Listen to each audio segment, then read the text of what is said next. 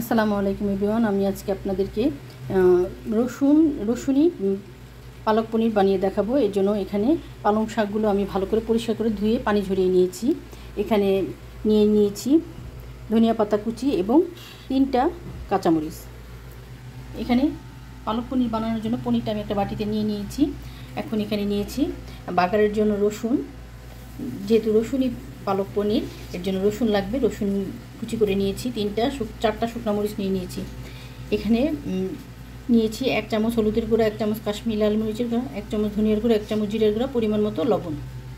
এখানে নিয়েছি একটা টমেটো গ্রাইন্ডার জারে কুচি করে নিয়েছি, একদম মিহি পেস্ট করে নিয়েছি। এখানে নিয়েছি 1 বাটি পেঁয়াজ কুচি করে নিয়েছি। লাগবে আমার সয়াবিন তেল। শাকটা সিদ্ধ করার জন্য এখানে একটা ফ্রাই প্যানে পানি দিয়ে দিয়েছি। এখন পালং শাকগুলো সব দিয়ে দিব। এখানে পালং শাকটা দিয়ে দিয়েছি।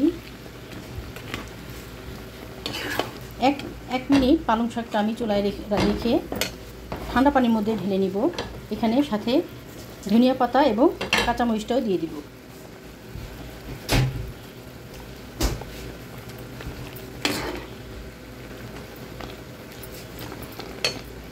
এখানে 1 মিনিট পালং শাকটা সিদ্ধ করে নিয়েছি। এখন এই পালং শাকটা গরম পানি থেকে উঠিয়ে এখানে ফ্রিজে ঠান্ডা পানি নিয়ে নিয়েছি। ঠান্ডা পানিতে দিয়ে নিব।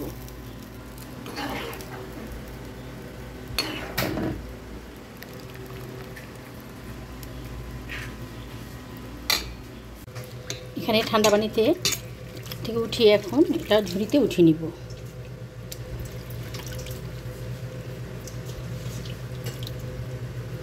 এখন এই শাকটা আমি ব্লেন্ডার জারে ব্লেন্ড করে নিব।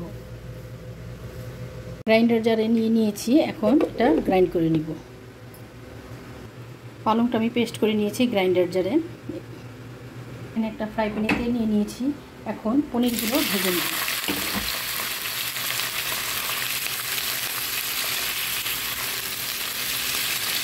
হালকা একটু পনিরগুলো ভেজে বাটিতে উঠিয়ে নিব। পনিরটা ভেজে আমি বাটিতে উঠিয়ে নিয়েছি। পনির ভাজা ওই ফ্রাই প্যানে আমি এখন রসুন দিয়ে দিব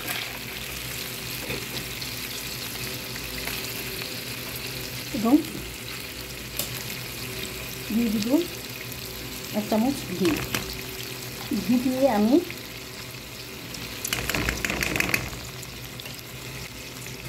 এখন রসুনটা ভালো করে ভেজে নিব।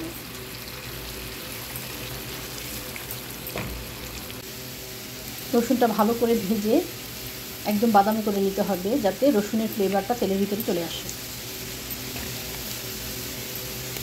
এখন এই পর্যায়ে আমি দিয়ে দেব পেঁয়াজ কুচি।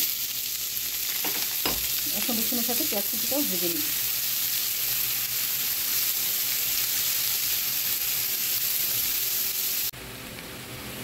এই রসুনি পালক পনিরটা আপনারা অল্প তেল এবং বেশি পরিমাণ ঘি দিয়ে রান্না করবেন, যাতে ঘিয়ের ফ্লেভারটা এবং রসুনের ফ্লেভারটা ভালোভাবে স্ট্রংভাবে থাকে। এখন আমি ভালো করে পেঁয়াজটা ভেজে নিব, একদম বাদামি করে ভেজে নিব।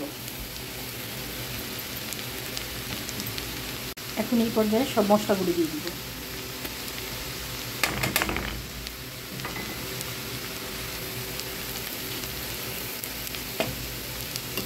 এখানে দিয়ে দিব টমেটো পেস্ট।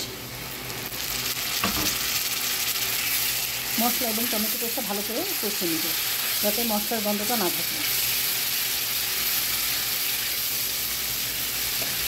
মশলাটা আমি ভালোভাবে কষিয়ে নিয়েছি। এখন ব্লেন্ড করা পালং পেস্টটা দিয়ে দিব।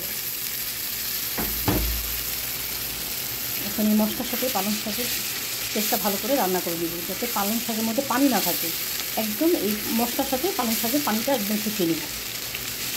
আর গ্রাইন্ডার জারে যে আছে সেটা আমি একটু হালকা পানি দিয়ে ধুয়ে এখন এখানে দিয়ে দিব।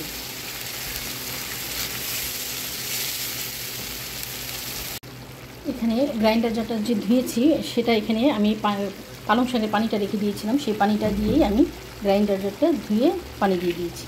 এখন ভালো করে পালং শাকটা রান্না করে নিব। এখন এই পর্যায়ে আমি ভেজে রাখা পনিরগুলো দিয়ে দিব।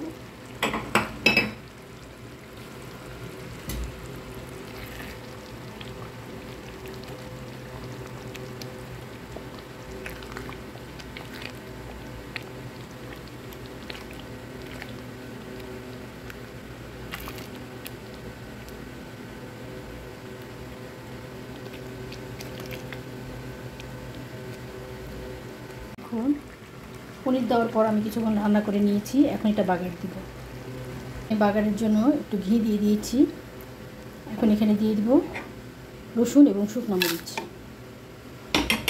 রসুন এবং শুকনো মরিচ দিয়ে ঘিয়ের মধ্যে একটু ভেজে নিব। এখন এখানে বাগার যে দিয়ে দিয়েছি রসুনের ফ্লেভারগুলো আমি এখন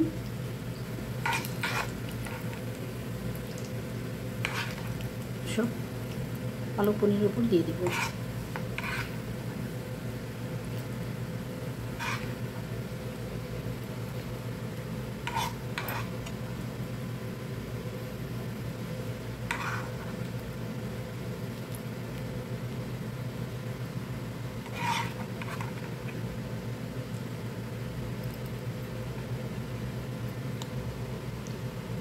হয়ে গেছে আমার পালক পনির, রসুনি পালক পনির রেসিপি। হয়ে গেছে আমার রসুনি পালক পনির রেসিপি। আপনারাও আমার রেসিপি ফলো করে বানাতে পারেন। যদি আমার রেসিপিগুলো আপনাদের ভালো লাগে তাহলে আমাকে সাপোর্ট করবেন এবং আমার নিত্য নতুন রেসিপি দেখার জন্য আমার পাশে থাকবেন। এই রেসিপিটা বাসায় ট্রাই করবেন। এই রেসিপিটা ভাত, রুটি এবং পরোটার সাথে খুবই টেস্টি এবং খুবই মজাদার। আপনার রেসিপিটা বাসায় ট্রাই করবেন। আল্লাহ হাফিজ।